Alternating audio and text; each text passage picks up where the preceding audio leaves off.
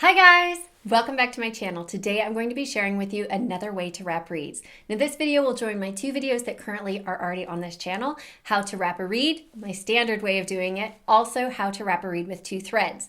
I am adding this additional video because I think it's great to have wrapping options, and this way was recently shown to me by Elizabeth Ball Crawford, one of our friends to this channel. Let's take your reeds from this to this. Now when I start out, I have a blank here that's ready to be wrapped. Right now I call these naked reeds.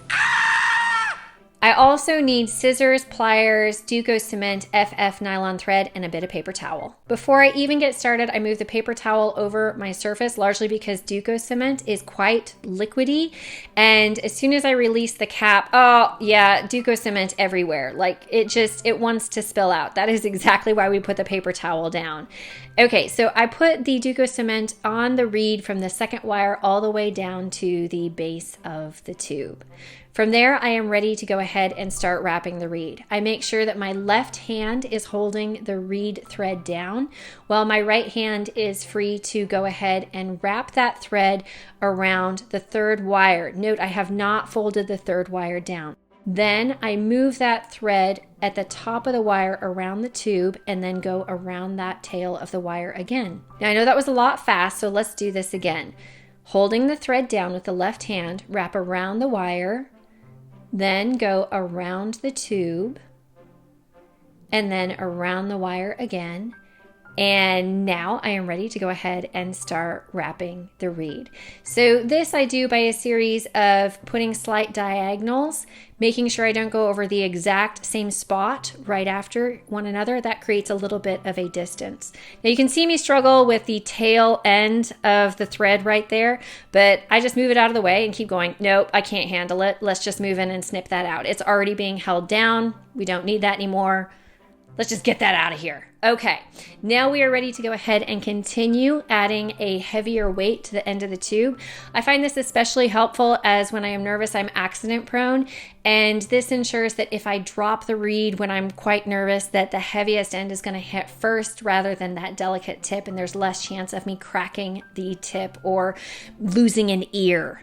Once I hit the end of what I consider enough of a weight at the end of the tube, I begin working my way up the tube with the thread, and as I do that, I push down on the thread as I'm going to make sure I don't end up with any pockets that are not covered by the thread and the Duco Cement.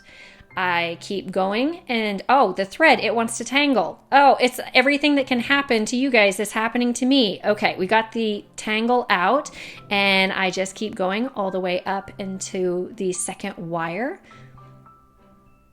Once I hit the second wire, I hold the thread down with my thumb. I cut a tail, and then I'm going to go ahead and tie off. I wrap around the finger, hold with the thumb, and then feed the tail end through. Pull it down nice, snug, and tight.